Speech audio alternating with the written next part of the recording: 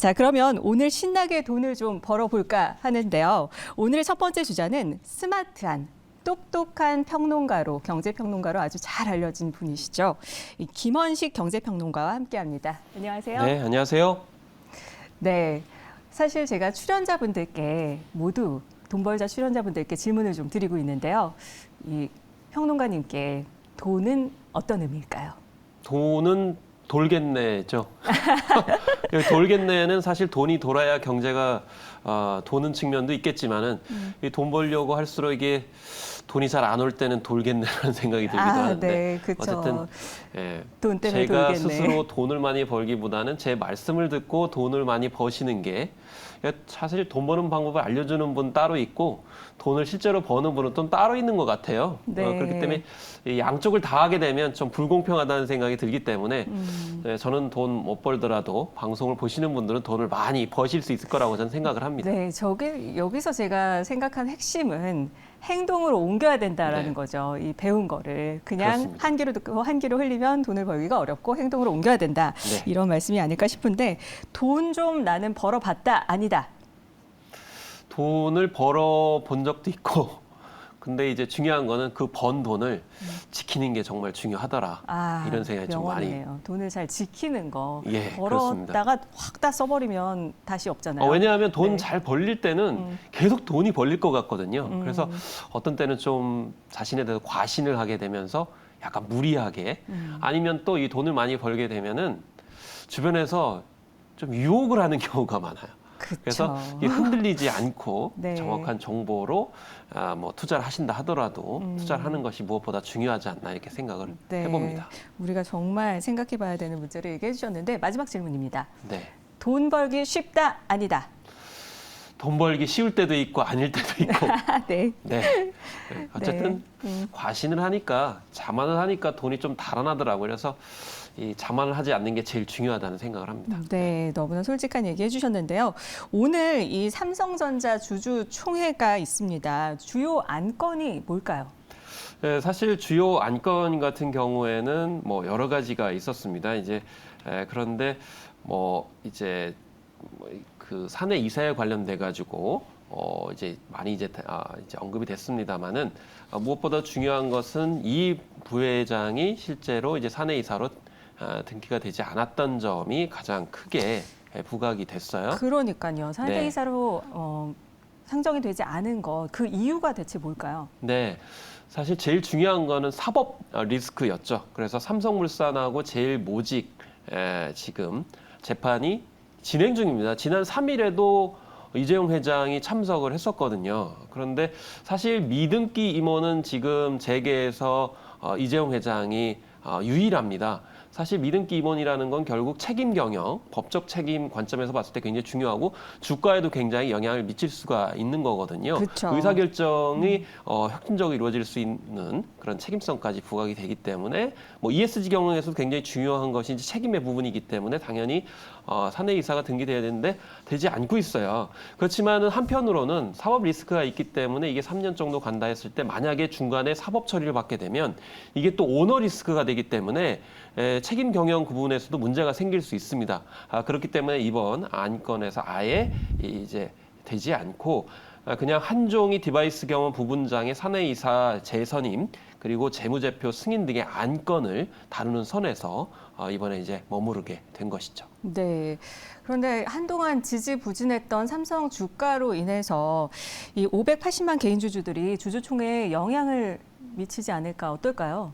네, 지금 아마 주주총회장에서 성토장이 될 것 같다라는 분석들이 대체적입니다. 네, 주총장으로 네, 달려가고 싶다. 그렇습니다. 이런 지난해 주주들이 꽤 주총 많았는데. 했을 때는 6만 9천 원대 정도였어요. 근데 지금 5만 9천 원대까지 십사일로 떨어졌기 때문에 네. 굉장히 성토장이 될 가능성이 높다라는 거고 싶고 특히 1분기 적자 같은 경우도 예상이 되고 있는데 반도체 영업 손실만 3조 7천억 원 정도 될 것으로 이렇게 예측이 되고 있거든요. 작년과 비교했을 때 같은 이제 그 동기 대비 영업이익이 한 83% 줄어들기 때문에 아마 주주들이 가만히 안 있을 것이다라는 거고 네, 구체적으로는 심각한 수준인데요. 메모리 반도체가 좀 적자인 그런 상황이고 이런 원인들이 작용하고 있는데 사실은 삼성 내부의 문제라기보다는 외부의 문제가 굉장히 크죠. 예, 그래서 외부적인 요인이 작용을 하고 있기 때문에 사실은 삼성 경영진 입장에서 봤을 때는 유구무원일 수밖에 없는 그런 상황인데 다만 생각을 해야 될 것이 지금 챗 GPT 때문에 굉장히 많이 담론이 형성이 되고 있어요. 네. 그러면 이제 챗 GPT를 통해 가지고 지금 대만을 중심으로 굉장히 빵긋 웃음을 이제 걷고 있는데 그러면 챗 GPT 시대의 인공지능 그런 트렌드에서 삼성이 어떻게 이제 대응을 할 것이냐 이 부분에 있어서 좀 비전을 제시하면 아마 이제 주주들이 좀 기뻐하지 않을까라는 생각이 드는데 이 지금 이제 전해지는 소식으로는 친환경 경영을 좀 강화하는 형태를 좀 많이 부각을 하는 것 같아요. 네. 근데 지금 많은 워낙 이제 사람들이 ESG 원하는 때문에. 그런 방향으로서의 어떤 비전을 제시하는 것이 네. 무엇보다 주주들한테 기쁘게 하는 것 같은데 이런 부분이 좀 약간 아쉽습니다. 그렇군요. 챗 GPT 시대에 삼성전자의 네. 이 대응 전략 요 이런 것이 부분에 굉장히 중요할 것, 대해서 솔깃할 것 같습니다. 제 예, 입장에서는. 이야기를 해줘야 네. 이 주주들이 뿔나지 않을 텐데요. 그렇습니다. 이 부분을 좀 지켜봐야겠습니다. 자, 그리고 국가전략기술 세액공제 혜택 이 8%에서 15%로 늘리는 조세특례 제한법 개정안 이 K-칩스법이 전격 수용이 됐는데요. 구체적으로 내용이 어떤 건가요? 그래서 이제 반도체가 많이 부각이 됐습니다만 이제 전체적인 타이틀은 국가전략기술 세액공제입니다. 그래서 이 국가전략기술에는 어떤 것이 있냐면은 반도체뿐만이 아니고 백신 그리고 2차 전지 디스플레이 등이 이제 포함이 되는 거거든요. 사실 이제 최근에 상공회의소가 조사를 한 거 보니까 국민들이 약간의 어떤 대기업에 대한 몰아주기일지라도 이런 국가 전략 기술에 해당되는 산업에 대해서는 과감하게 투자하는 것이 필요하다라고 했을 정도로 굉장히 지금 사활이 걸린 그런 사업 부분들이거든요. 그래서 이렇게 4개 분야, 43개의 기술 분야에 대해서 세액을 공제해 주는 겁니다. 그런데 기업에 따라서는 약간의 차이가 있어요. 대기업이나 중견기업 같은 경우는 지금 15%까지 해주겠다는 것이고 원래는 8%였고 네. 중소기업 같은 경우에는 25%까지 세액 공제를 해주겠다. 네. 그리고 또 하나의 조건이 있는데 3년간 평균 투자액을 초과한 기업에 있어서는 10% 추가 공제를 해주겠다. 그러니까 더 많이 이제 투자를 하라는 그런 인센티브라고 보시면 되겠고요. 그리고 민주당 같은 경우는 이 4개 분야에서 약간의 다른 분야도 덧붙였는데요.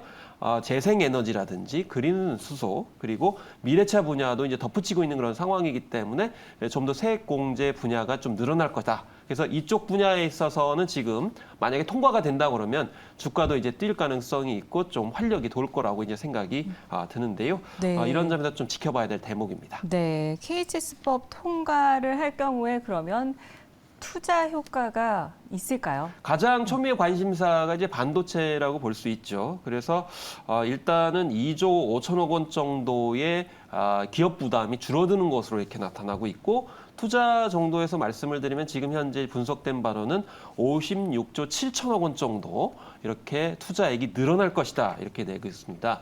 구체적으로 매일경제하고 한국경제원이 연구원이 조사한 결과를 보니까요. 공제율을 한 1% 정도 이렇게 올리게 되면은 투자 금액이 한 8조 1천억 원 정도 늘어나는 것으로 이렇게 알려지고 있기 때문에 네. 1%가 굉장히 얼마나 중요한지를 알 수가 있겠고 또 공제율이 올릴 때마다 구체적으로 10대 반도체 기업의 법인세 부담은 한 3,600억 정도 줄어드는 것으로 이렇게 나타나고 있어서 기업의 부담은 많이 줄어드는 그런 상황입니다. 다만 해외 비교했을 때는 그렇게 높은 수준은 아닙니다. 왜냐하면 일본과 미국 같은 경우에는 25% 이상 네. 지금 세액 공제를 하고 있는 그런 상황이기 때문에 갈 길은 멀다 이런 분석들이 많이 나오고 있어요. 네. 그리고 일부에서는 이게 대기업의 감세 프레임 아니냐 뭐 이렇게 얘기를 해주고 있는 건데 그렇지만 정부 입장은 다릅니다. 왜냐하면 특히 반도체 같은 경우도 그렇습니다만은 이게 대기업만 한정되는 게 아니거든요. 협력업체들이 굉장히 많아요. 그렇기 때문에 세액 공제를 해주게 되면 대기업뿐만이 아니고 협력 업체를 통해 가지고 이 산업 전체 생태계가 활성화되고 있기 때문에 그런 면에서 중소 중견기업의 매출과 고용도 늘어날 수 있다. 이래서 협력 업체들에게도 굉장히 좋은 소식이라고 볼 수가 있는 것이죠. 네, 이 세액공제 혜택이 많아지니까 더 많은 투자가 이루어질 그럼요. 것이고 경제 전반에도 도움이 될 텐데 그래도 더 혜택이 늘어나야 된다. 그게 이제 말씀이신 전체적인 거죠? 방향이라고 보실 수가 있겠고 네. 우리만 잘하면 뭐합니까? 해외 경쟁자들이 더 앞으로 뛰어가고 있기 때문에 이런 점을 그러니까 생각해야죠. 나라가 발맞춰서 네. 같이 가줘야 된다. 그렇습니다. 네, 아주 필요한 지적을 해주셨는데요. 그리고 지금 뜨거운 감자죠. 챗 GPT-4가 출시가 됐습니다. 더 똑똑하고 더 강력해졌다. 이런 얘기가 나오고 있는데 이 챗 GPT-4의 등장, 우리에게 어떤 의미일까요? 일단 전문적인 시험에서 굉장히 지금 능력이 출중해지고 있습니다. 그래서 이 변호사 시험에서도 10%, 그다음에 미국의 이제 대학 입학 자격 시험이죠. SAT에서도 10% 수준으로 지금 굉장히 성적이 좋은 것으로 이렇게 나타나고 있는데요. 무엇보다도 기존 모델보다 이제 차이점이 뭐냐? 기존의 모델은 텍스트만 사실 인식을 했었어요. 근데 이번에 이미지를 인식을 합니다. 와, 그래서 예를 들면은 풍선에다가 줄을 달아가지고 이제 줄을 매단 그 사진을 보여주고 만약에 줄을 끊게 되면 어떻게 될 거냐라고 질문을 던졌더니 끊으면 당연히 날아가지라고 이렇게 반응을 한 거예요. 그러니까 이미지를 인식을 하는 것이죠. 심지어는 그 치킨 조각을 가지고 세계 지도를 그린 사진을 가지고 이렇게 제시를 했어요. 이게 뭐라고 생각하냐 그랬더니 치킨 조각 가지고 세계 지도 만든 거라고 정확하게 얘기를 한 사례도 있고요. 네. 또 그 이제 홈페이지를 손으로 이렇게 그려가지고 사진을 찍어서 이렇게 제시를 했더니 그걸 가지고 간단하게 홈페이지도 만들었습니다. 정말 놀라운. 그래서 이미지를 만들고 실제로 약간의 만들 수 있다라는 것이고요. 네, 놀라운 정말 그리고 발전을 하고 개인 있는데. 세금 계산도 약간 했어요. 어떻게요? 그러니까 간단한 자료를 주고 세금 계산을 어떻게 하냐고 했더니 방법들을 이제 제시를 했다는 것이죠. 이런 것만 보면은 결국 이게 법률 서비스 부분이 굉장히 강화되고 있고 또 의료 서비스 같은 경우에도 전문가들이 좀 약간 부실한 부분들은 좀 퇴출될 가능성이 좀 있겠다라는 생각이 들고 네. 간단한 아까 웹사이트도 만든다고 했기 때문에 웹사이트 전문 업체들도 이제 허투루 이렇게 대충 만들어주면 안 될 것 같다는 생각이 들 정도로 지금 수준이 굉장히 높아졌다라는 점을 네. 알 수가 있겠습니다. 특히 가장 먼저 변할 곳이 어떤 곳이라고 보십니까? 그래서 이제 의학이라든지 법률이라든지 그리고 이제 학습 시장 같은 경우도 가장 많이 이제 변할 가능성이 높고요. 특히 지금 챗GPT 같은 경우에는 기본적으로 텍스트, 이미지, 영상 컨텐츠 쪽으로 지금 진화한다고 그랬습니다. 그러니까 말씀드리면 다시 정리하면은 이미지와 영상도 자체적으로 챗GPT가 만들 수 있는 수준으로 가는 거예요. 그렇기 때문에 이미지와 영상 업체, 제작 업체들도 좀 긴장을 해야 되는 네. 그런 상황이라고 볼 수가 있겠습니다. 네, 챗 GPT에 대해서는요. 잠시 후에 또 돈이 흐르는 스토리에서 더 자세히 살펴보도록 하겠습니다.